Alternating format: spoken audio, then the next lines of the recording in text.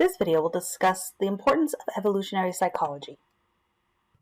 So if you remember, we've briefly discussed evolutionary psychology before in a previous video. And just to remind ourselves what evolutionary psychology is studying the functional and evolutionary explanations of how behaviors evolved, or the how and the why of the evolution of behaviors.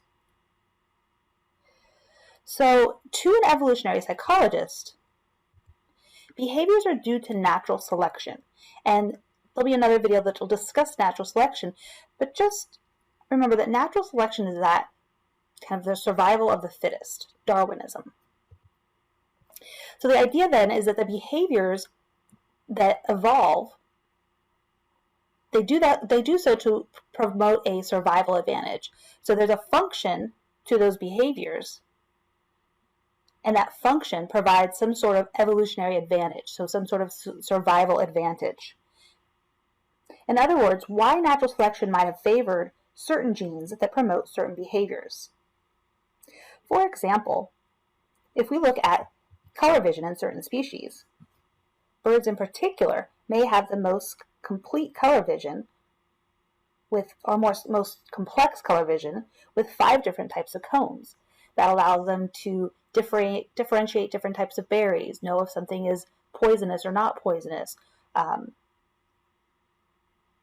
those different types of things that, again, it's a behavior that has evolved, their type of vision that they have, and it's evolved in order to provide a survival advantage.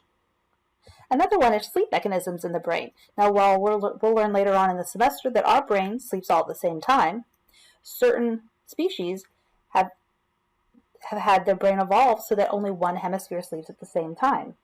So if you think about it, whales wouldn't be able to survive if their brain didn't sleep one hemisphere at a time. They need to be able to come up for air.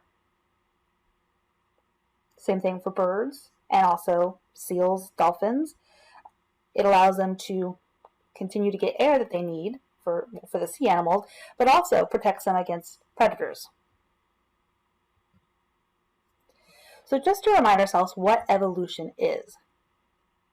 So evolution refers to a change in the frequency of genes in a population over generations. So now when we talk about evolution, evolution is regardless of whether it's helpful or harmful to a species. Natural selection is where it adds in that there is an added benefit to that evolutionary change. Evolution looks at who did we evolve from, who are we more closely related to. It uses fossils, comparing living species, looking at evolutionary trees, all of these things, again, and in terms of psychology, to look at the how and the why behaviors evolved.